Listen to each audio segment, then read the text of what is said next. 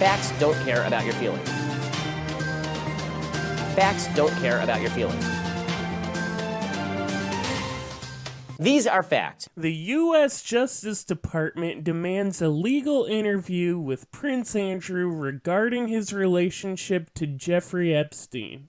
Could you please give us your name? Jeffrey Epstein. Is it true, sir, that you have what's been described as an egg-shaped penis? Republican QAnon follower Marjorie Greene finished in first place in Georgia's 14th district primary with almost 41% of the vote.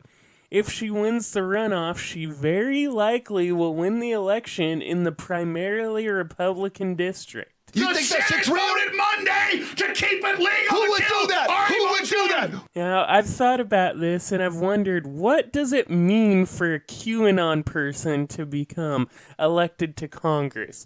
What do you think would happen? My first thought is, they would learn how it really works and realize that QAnon is nonsense.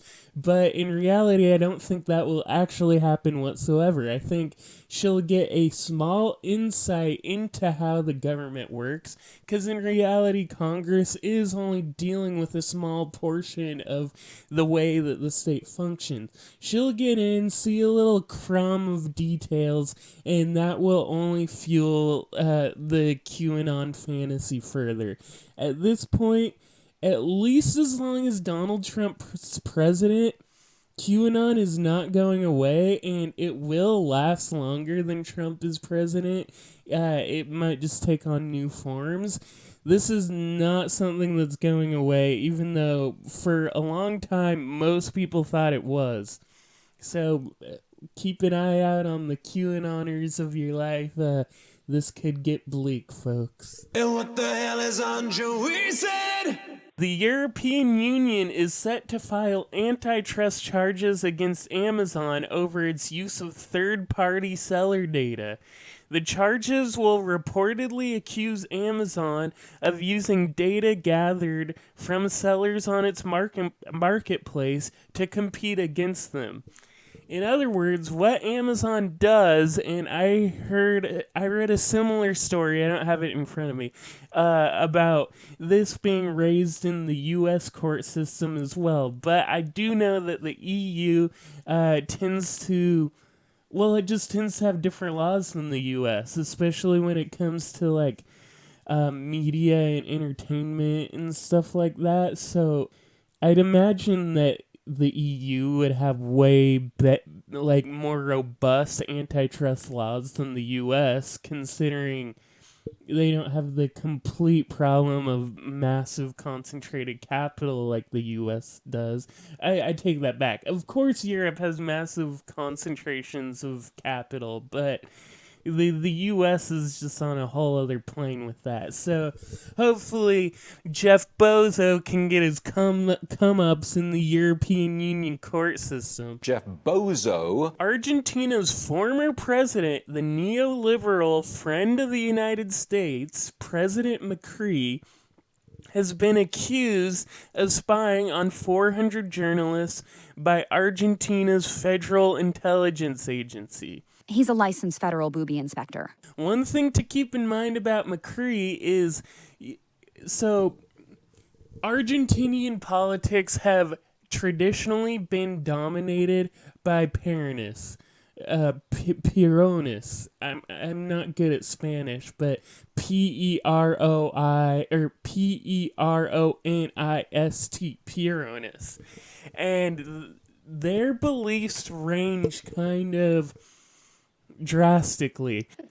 Today, Junior? The name Peronism is named after the Argentine president Juan Peron, who was the president from, let's see.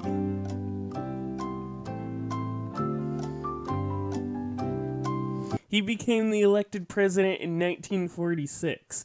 And Peron is interesting because he introduced a lot of social programs that benefited the working class, and he was like he was a union supporter. he was very popular, and his wife was championed like migrant worker rights, and so his family was really popular. But at the same time, there is like a right-wing side to Peronism. Juan Peron brought a lot of Nazis to Argentina. He was also sympathetic to a lot of fascists like Mussolini. He really admired Mussolini. He was anti-Semitic. There's a lot of weird kind of idiosyncrasies between the Peronist camp. Some are, it's like a whole spectrum in itself. Some are right wing, some are left wing.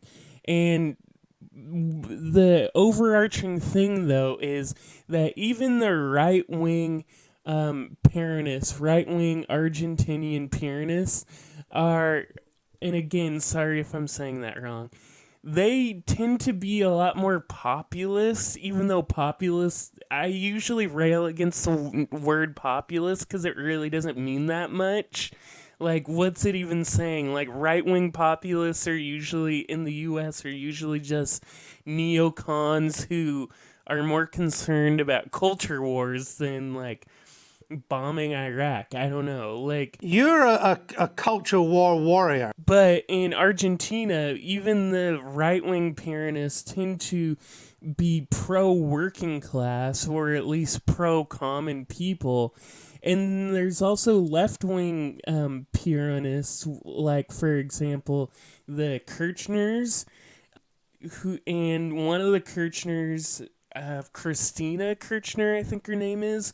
Her husband, Fernando Kirchner, his name was actually Nestor, was also president. She's currently the vice president. So there is a sort of like left-wing Peronist government currently involved. And since 1946, Peronists have won 10 out of 13 presidential elections in which they were allowed to run.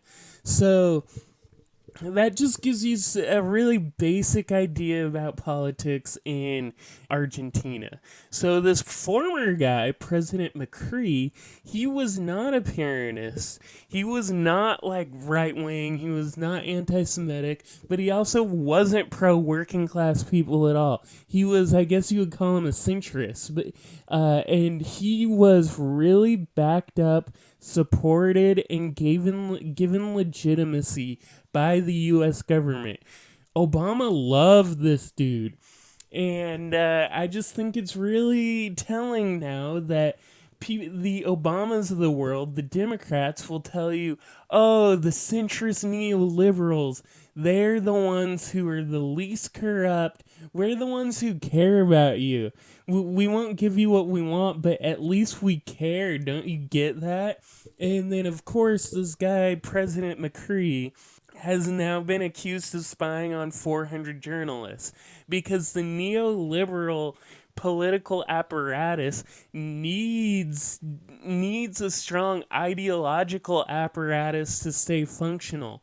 Our neoliberal state would collapse so quickly if it wasn't being bolstered up by the New York Times, CNN, Fox News, all of that crap. The mainstream media continues to spoon-feed the masses soundbite clickbait. Neoliberalism uses the ideological apparatus with so much sophistication that they're able to control political discourse. I mean, nothing makes that more clear than the fact that Biden definitely wouldn't be the Democratic nominee if it wasn't for the ideological apparatuses like news media telling everyone that he was the only one that could beat Trump. Dead. And I really I didn't intend to get on a sidetrack about Argentina, but now that we're here, let's get to it. Just do it! Like I said, from let's see, 2003 to 2007, Nestor Kirchner, I may have said a different name before, sorry about that. Nestor Kirchner was president of Argentina. And then from 2007 to 2010, his wife, Cristina Fernandez de Kirchner, was president. And she was... I take that back. She was president from 2007 to 2015. I said 2007 to 2010. You want the numbers, Mason. That's all we've ever wanted. Cristina Kirchner has been involved with politics. Like, she's perennially been a senator. These people are involved in politics, and they are the left wing of the Peronist movement. You're on the left. You're on the left. They've even gotten support from some smaller Argentinian political parties like the Communist Party. The word around the office is that you're a communist. And they are not liked by right-wing Peronists. So even though Peronism has a history with the Nazi sympathizing and whatnot, the right-wing Peronists do not like the Kirchners. So I just want to put that all out there. You take with it what you will. It's hard to talk about Argentinian politics when I'm not there and I only know what I know from reading articles and whatnot. But I think for all practical purposes, we have to interpret the Kirchners as being moderately left-wing. They're not radicals, but they're also not the right-wing Peronists that they have the association with through, like, the circumstances of their politics there, whatever. I just want to say, so when Macri was president, the IMF was giving him all this money, pouring money into him. And then they were like, oh, don't worry about paying us back, guys. You got this. Good job, Macri. And he was still hated. And then, as soon as the current president, who is Alberto Fernandez, sorry if I got his name wrong earlier. I didn't intend to go into a segment on Argentina politics. It just kind of happened, and so I may have got his name wrong earlier. But Alberto Fernandez is the president. He's a left-wing Peronist. He's a Kirchnerist, and his vice president is Cristina Kirchner. As soon as he got into power, the IMF is like, okay, tick-tock, time to pay back these loans we gave you. And they've been trying to ask for loan assistance, and they won't give it. This goes to, and on top of all that, Macri was getting a ton of money from the IMF, able to do whatever he wanted to please whoever he wanted with it, and people still hated his guts.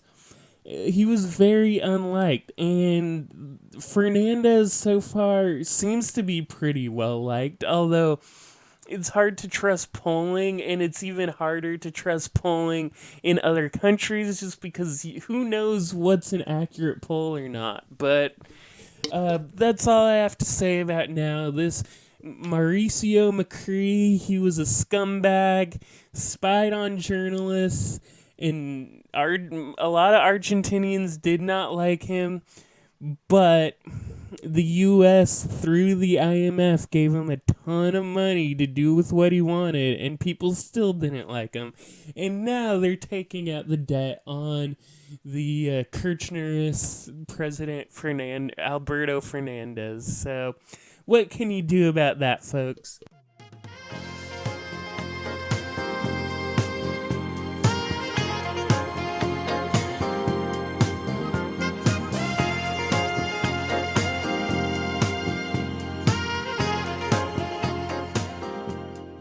Last episode, I reported that Sao Paulo, Brazil was at a critical capacity of coronavirus cases, but was still on track to reopen their economy. Now, Sao Paulo is mostly open and has still continually reported a record number of COVID-19 deaths. Malls, which are one of the last things to open, are still on track to open despite of this. So at this rate, I would not be surprised at all if Brazil ends up having more coronavirus cases than the US, which is just baffling if that happens.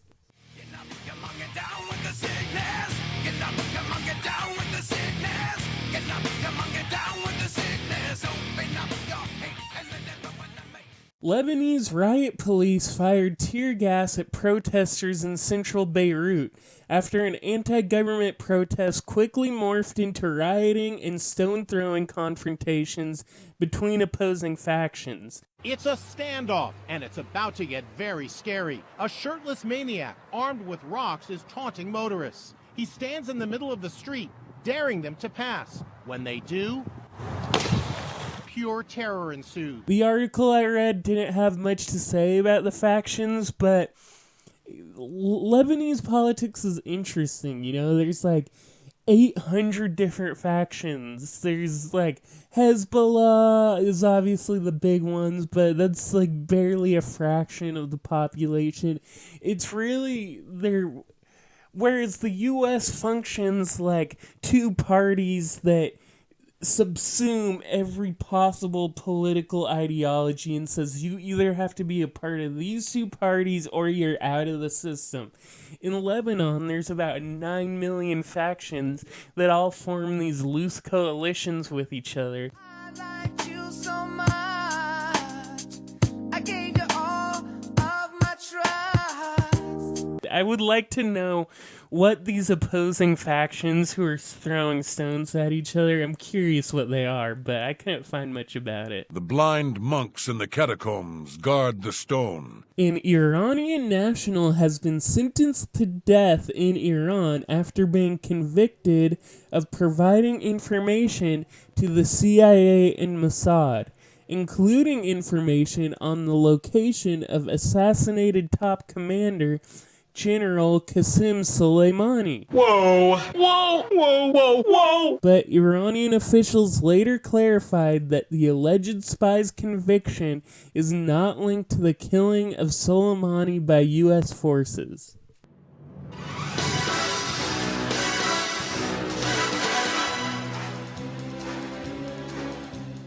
Anti-India protests have continued for a second day in Indian-administered Kashmir after the Indian forces killed at least 9 rebels in the disputed region. The rebels, including 3 commanders, were killed in separate gunfights with the security forces in Shopian district, Shopian, I'm not sure how to say it, about 43 miles south of the capital of Kashmir, Srinagar. Running riot. And then one more story for the Facts and Logic Report.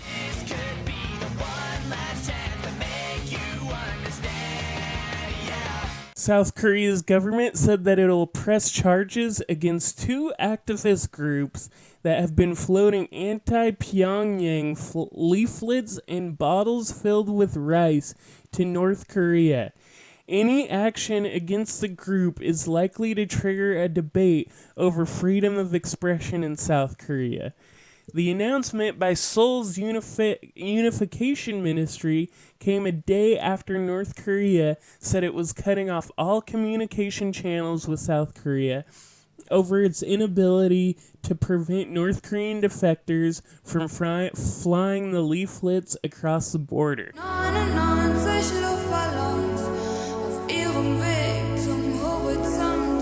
There's a few interesting things about this because in the US, the narrative we get is as simple as South Korea good, North Korea bad. And so the idea that South Korea would be pressing charges against these anti-North Korean groups might seem a little confusing, but of course geopolitics is a lot more complicated than what the US media would want us to believe. One nation controlled by the media. For one, South Korea wants to get rid of these like leaflets and balloons because people who live on the border communities between North and South Korea, or I guess on the South Korea side, hate them. They're constantly getting litter all over their towns. The entire demilitarized zone is completely covered in litter. It's just a complete mess sending these leaflets into North Korea. I mean, imagine if you woke up and there's just all these like balloons with note cards that get dropped like in your town, like all over your street. That's what happens in South Korea, not even in North Korea. Imagine how bad it is once they get to North Korea. They're basically littering. I mean, that's one way to look at it. But like mass scale littering from the sky. Do you love to go a-wandering beneath a clear blue sky? Another another reason South Korea is doing this is, think about it from their perspective. They have an entire ministry about unifying North and South Korea. It's one of the biggest geopolitical conflicts definitely in modern history. That's history right there, you understand? They have so much resources going to solve this issue. And then imagine just some guys who are very ideologically motivated but don't really know what they're doing start sending a bunch of inflammatory propaganda across the border. That gets in the way of these institutions that exist to solve the geopolitical conflict between North and South Korea. Are the people who are sending leaflets into North Korea well-intentioned? I mean, I'm sure in their mind they are. We are sexy bitches, yeah! But at the same time, like, North Korea cut off communication with South Korea over this, and that's kind of necessary if there is any chance of reunification. And the winner is a movie from South Korea. Did this ever happen before? And I guess for now, that is the end of the Facts and Logic report. Facts don't care about your feelings. Facts don't care about your feelings. These are facts.